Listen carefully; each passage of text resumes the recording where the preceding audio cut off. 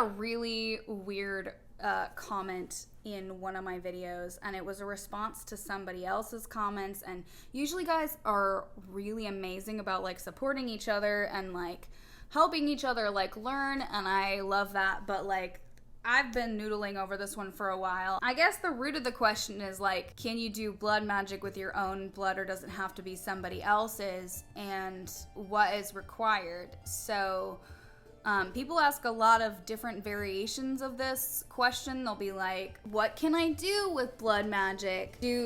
How much do I need? Like, what is it good for? What it is it good for? Absolutely nothing. What's the point? And it's hard to answer that because it is a whole like field of study in sorcery, but it is also not specific to itself necessarily. Like, there are a lot of different pagan ideologies and ethnic cultures and whatnots that utilize blood sorcery. Like, it's not specific necessarily to any one like deity or religion or culture, and everybody kind of uses it in a different way.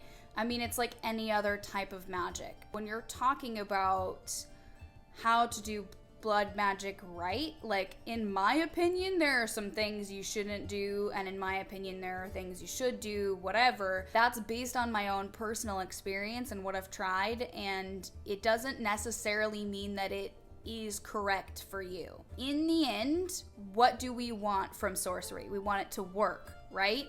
You want something to change, and you do what is necessary to make that thing change. So what is necessary for you and what is necessary for me might not be the same thing. I'm gonna try to suss out some of the like common questions and misconceptions about blood magic and just get those done and out of the way right now. So the first one, do you have to kill somebody in order to use blood magic? No. You don't have to sacrifice a person or an animal in order to use blood magic. Sorry, I should have drawn that out a little longer. The blood itself is what you're after. The blood itself has life in it, and also iron, which creates magnetism, which is a whole thing. But blood from any source will do. There are sources that are more potent than other sources, and if the blood is old and has died and wasn't preserved properly, then it might not work. But you don't have to, and you don't have to kill somebody. Why would you have to kill somebody? Like, that's crazy. Like, it's a waste. It's a waste. It's a waste. It's a stupid thing to do and is gonna get you in trouble with the law.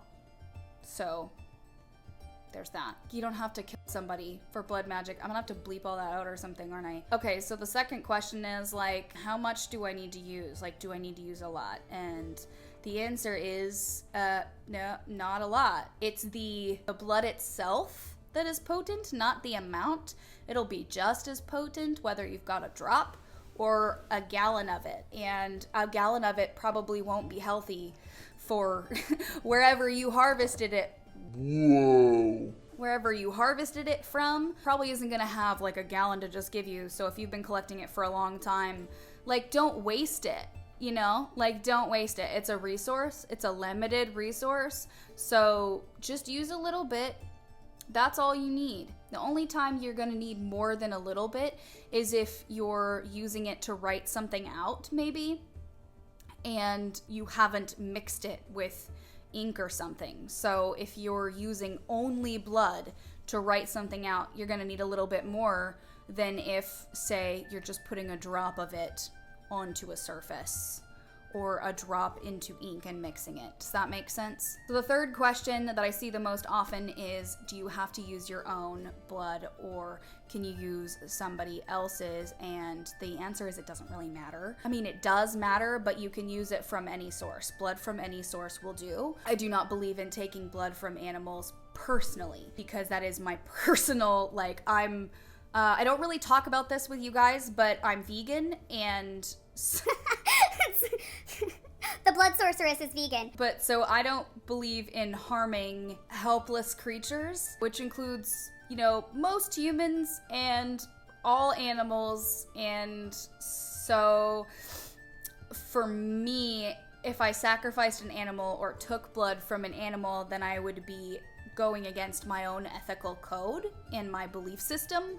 But I can't tell you what you should or should not be doing or what the source should be. Ritual sacrifice has been used in a lot of cultures for as long as we've had rituals. I mean, you'd really better not just haul off and kill somebody's cat, because that is a shitty thing to do.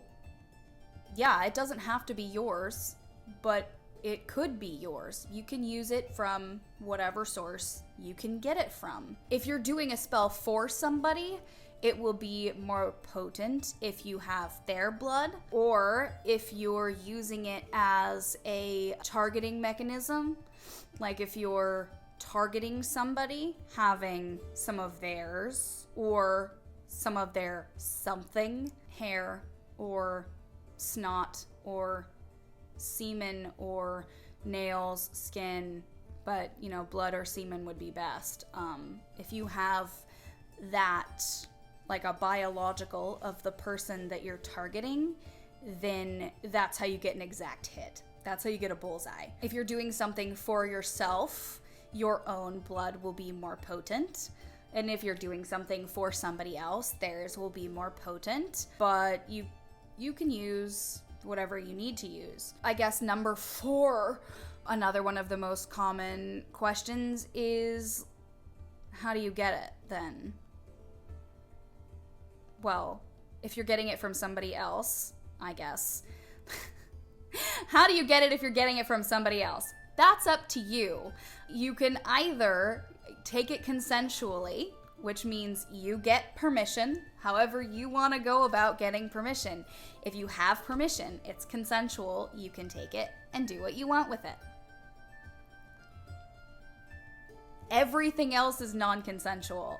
If you're taking it from somebody without them knowing, it's non-consensual. If someone says no and you take it anyway, it's non-consensual. If you get it from like any source, if you get it from like medical examiner's office, or like from the morgue, or left over from the hospital, or in biohazard containers. I'm not saying to do this. I'm just saying, if you find it somewhere. But could I find it? It's not like finders keepers, it is, but you're still taking it without permission. Whoever that came from, you now have a part of them. So that is how you want to handle that is up to you. I can't tell you what you should and should not do, and whether or not you should only use consensual or non-consensual blood, or the circumstances in which you should be using it. I'm not even gonna go there with you. Just letting you know that if you ask permission, you get permission, and then you use it for what you said that you were going to use it for, then it is consensual. Anything else is not, period. So it's up to you how you want to deal with that. I guess probably the other main thing that I get asked is what you can do with it. Fuck, did I already mention that? If I already did, then I'm just mentioning it again. You can use it for pretty much anything. You can use it for pretty much anything that you're serious about getting done. You can use it for binding spells. You can use it to summon entities. You can use it as an offering. You can use it to scry. You can use it when you're creating talismans and charms and, magical objects. Anything that you need to imbue with your power, or create some extra magnetism around. You can use it for protection. You can use it to somebody. I mean, if you're not a practitioner, then I suppose it makes sense, because you're what can magic do? Tell me what is real and what is Harry Potter, Oh my god, what is it even doing? What's it doing? If you're in the land of what is real and what's Harry Potter, then it totally makes sense to be what can I use blood magic for? Not only is it taboo, I guess, most people warn against doing blood sorcery because there are a lot of misconceptions about it, like that it's only evil and that it can't be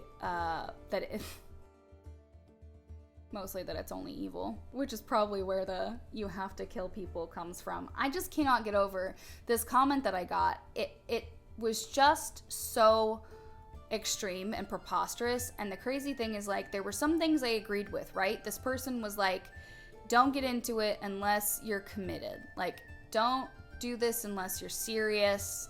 You know, it's life is more than it seems, blah, blah, blah. And I was like, yeah, totally. But there were so many other things that they said that were just preposterous. Like, you have to be willing to take a life. You cannot use your own blood. Like,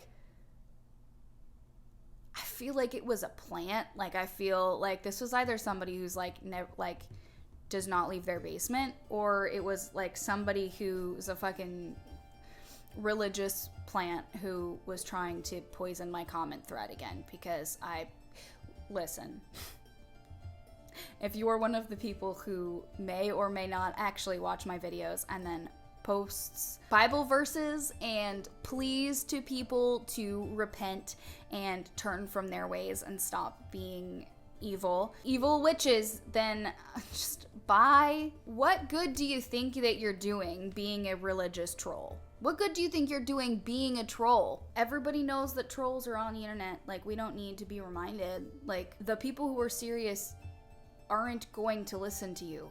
And the people who are not serious and do listen to you and get scared and leave and don't stay here and learn things, like, good riddance. Like, we don't need people who are not serious. We don't need people who don't know what they're doing rushing out and trying things. Okay. There's two schools of thought with that, and I'm really probably not going to get into that right now. But there's two schools of thought with, like, whether or not you should try things if you're not ready. And I agree with both of them a little bit. There's two schools of thought in my own brain where I have thoughts. There's the Slytherin one and the Ravenclaw one. If you're inexperienced and you don't know if you can do something and you've not, like, say you want to contact a demon, you want to open a portal and allow a demon access to your life. Specifically, say you're opening a portal. Like, that's not the only way, but say that's what you're doing. And you've no experience with portals and you don't really know what could be coming through and you're not really sure how to handle it and you've never spoken to a demon before or dealt with one. Let's just say you're just like, let's just pretend you're a complete demon novice. Okay? A couple of things could happen. A lot of times people will say, like, just don't do it. And I agree. Like, I think preparation is important, dedication is important, but there's also a point when, like, you can't let your anxiety rule you, and if you're sitting there going, I don't know if I can do it, then you shouldn't. You should just not do it, because, like, either you're gonna or you're not gonna, you know? We don't need to watch, like, the TV show where you almost go on adventures all the time. Like, that isn't even a TV show. Either go on fucking adventures or don't, right? Okay. So there's one of two things basically will happen. One of three things basically will happen. The first thing is nothing. If you're not prepared and you don't know what you're doing, it's possible that nothing happens. Big whoop. The second thing is something bad could happen. And by bad, I mean dangerous that you're not prepared for. And that sucks. And you're going to reap the consequences of that because you should have been prepared. The third thing is it could work out just fine. You start getting some experience. You learn from it. You do a little bit better next time, which is usually how things go down. Usually things work-ish, or in a way that maybe you didn't intend, but it still does something. There's a spark, something moves, somebody speaks, you learn something, and you kind of like take it back to the scientific method, and you kind of go, okay, here's how I'm gonna change it before I try next time. And you just keep going and you just keep trying different things until you get more and more powerful and more experience. Because, you know, it's kind of like a job interview, right? Like, you go to the job interview and people are like, yeah, we really want someone with experience, but it's like an entry-level position, right? And like, on the one hand, if you had experience, like, would you be applying for that job? But on the other hand, you can't get experience without having experience. Like, it's an entry-level position. They want someone with experience. So how are you gonna get experience if they always only want somebody with experience? Like, you have to start doing this shit to be effective. Like, if you don't do it, nothing will happen, which is fine for a lot of people. And like, I'm not here to like push you. If you're not ready for something or prepared, then either it's not gonna happen, or you'll learn from it, or it'll go bad. And in all situations, you could learn from it. Hopefully you're the kind of person who can learn from things and like take that experience and turn it into something better. Learn something. Oh, another one. Is blood magic evil? No. There is no such thing as good or bad magic. That's not a thing. What there is how you use something, the kind of person you are. That's it. Ultimately, like, there is no magic that comes without consequences, ever. Ever. Like, even if, say, like, you purely do, like, what's something that's, like, really harmless? Say you, like, only heal people. Let's say you just do Reiki. Like, let's say, like, you don't even consider yourself a witch and you just do Reiki, which, whatever, we won't get into that. But say you manage to heal somebody who would have died if you hadn't helped them, but say that if they had died, then they would have donated their organs and somebody else would have lived, but then you saved them, and so then that potential organ receiver didn't get their organ and they died. It's like that. There's like a ripple effect to every decision you make in life, period, whether it's witchy stuff or not. But with witchy stuff, it's more than free will because you're going out of your way to change things. So you have to accept that you're going out of your way to change things and that you're making that decision, and pony up and accept the consequences, whatever they are. So no, blood magic isn't bad. It's not good. It's not anything. It's a tool. It is a means to an end. And that's the end of my video. Check out my Patreon. Support me there if you like me making these videos and want me to make more of them and keep doing that. Or if you like my hair, or if you just want to. Thank you to everybody who supports me on Patreon. Follow me on Instagram and Twitter. My website, it will have things on it someday. And that's it. Thank you guys. Okay, bye.